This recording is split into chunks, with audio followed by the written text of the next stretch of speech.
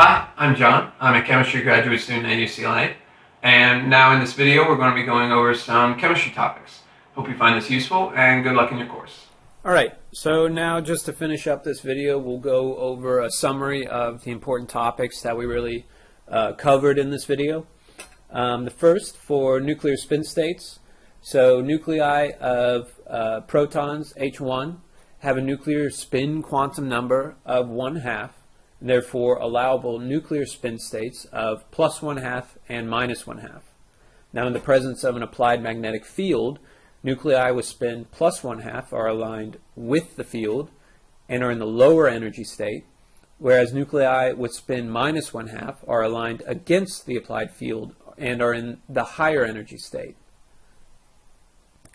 And the energy difference between these two states is directly proportional to the strength of the applied magnetic field, or more specifically, that field that is experienced by the nucleus as a result of shielding based on its chemical environment. So then, when placed in a powerful magnetic field, when you're doing NMR, there's a small population bias for nuclei to be aligned with the field, and they precess. And the resonance is the absorption of EM radiation, radio frequency radiation, by the precessing nucleus, and the resulting flip of its nuclear spin from the lower energy spin state to the higher energy spin state. So this radiation has to be precisely the same frequency as that precession frequency for the absorption to occur. So the experimental conditions required to cause nuclei to resonate are affected by the local chemical and magnetic environments. So any factor that increases exposure of nuclei to an applied field is said to de-shield them and shifts their signal downfield to a larger chemical shift value. Conversely, any factor that decreases the exposure of nuclei to an applied field is said to shield them and shifts their signal upfield to a smaller chemical shift value. The chemical shift itself, remember, is defined as the frequency shift from the TMS reference divided by the operating frequency of the spectrometer. And the chemical shift of a particular set of hydrogens depends primarily on three factors. Nearby electronegative atoms, they have a de-shielding effect. In general, the higher percent of S character in a hybrid orbital, the greater the de-shielding effect on itself and adjacent atoms.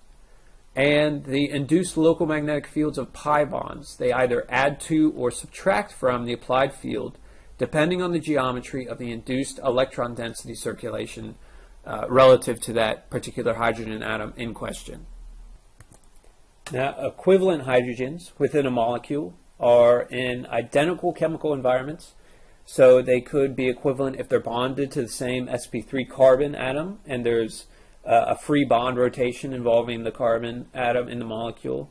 There might also be overall symmetry in the molecule, making sets of hydrogens equivalent. As for signal splitting and the n+1 rule, so according to the rule, if a hydrogen has n hydrogens non-equivalent to it, but equivalent among themselves on the same or adjacent atoms, its HNMR signal will be split into n+1 peaks. So these patterns are commonly referred to as singlets, doublets, triplets, quartets, etc.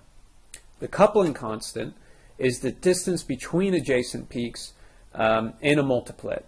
And this is, remember, typically reported in Hertz. Now this value of J depends only on the internal fields within a molecule. The signal splitting itself, the physical origins, is that they're split because the spin state, so +1/2 or -1/2, of a nuclei of non-equivalent hydrogens that are no more than 3 bonds away. These influence the net magnetic field experience by a given nucleus, and this interaction is known as spin-spin coupling. And so all of these topics, you can go back within this video or your textbook, your notes, for more information on that.